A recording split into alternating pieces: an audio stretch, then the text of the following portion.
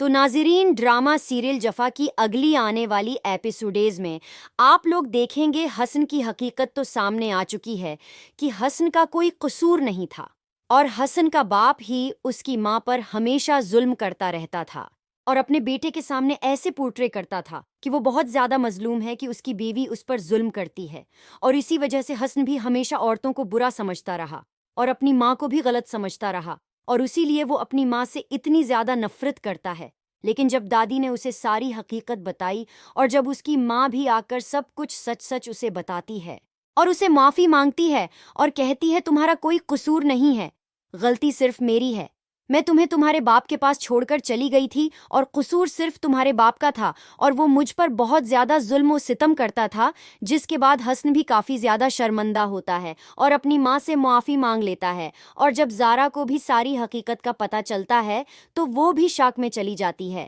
اور مزید آپ یہ بھی دیکھیں گے کہ حسن زارا کے ہسپتال آتا ہے اور زارا سے معافی مانگتا ہے اور کہتا ہے کہ میں تم سے بہت زیادہ پیار کرتا ہوں، پلیز تم میرے ساتھ واپس گھر چلو، جس پر زارا کہے گی کہ میں ایسے ہی تمہارے ساتھ واپس گھر نہیں چلوں گی، پہلے تم اپنی ٹریٹمنٹ کرواؤ اور پوری طریقے سے صحت یاب ہو جاؤ، صرف اسی صورت میں تمہارے ساتھ جاؤں گی۔ لیکن اب حسن کو اس طریقے سے غصہ نہیں آئے گا،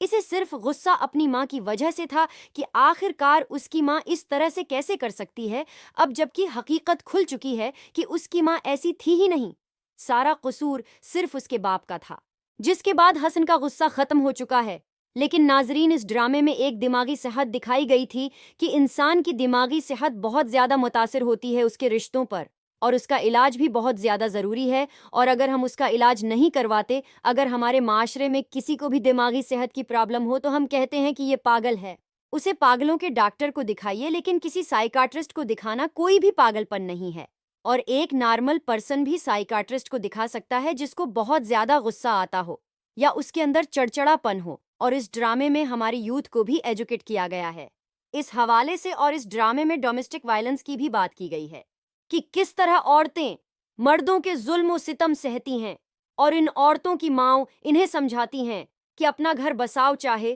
کچھ بھی ہو جائے، بے شک تم مر بھی جاؤ انہیں کوئی پرواہ نہیں ہوتی، لیکن گھر بسنا چاہیے۔ اور اس کی دادی کا بھی یہی المیہ تھا کہ وہ ہمیشہ اپنی پوتی کو یہی سب کچھ سمجھاتی رہی کہ تم اپنا گھر بچاؤ، گھر بساؤ، جو کچھ مرد کہیں وہی کرو، اپنی زندگی اور اپنے معاملات کے بارے میں بالکل مت سوچو۔ دوسری طرف آپ دیکھیں گے کہ نومیر بہت زیادہ پریشان ہو جاتا ہے کہ آخر کار یہ کیسے ممکن ہوا، جس کے بعد میں وہ اللہ تعالیٰ سے معافی بھی مانگتا ہے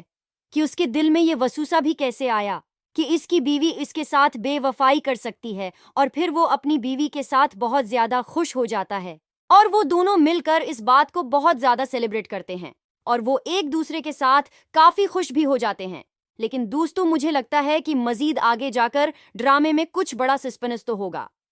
ڈاکٹر نمیر کے درمیان اس طریقے سے آسانی سے اختتام تو نہیں کیا جا سکتا، تو یہی سب کچھ آپ ڈرامہ سیریل جفا کی نیکسٹ آنے والی ایپیسوڈ میں دیکھنے جا رہے ہیں۔ مزید جاننے کے لیے ہمارے چینل کو سبسکرائب اور ویڈیو کو لائک کر دیں۔ شکریہ۔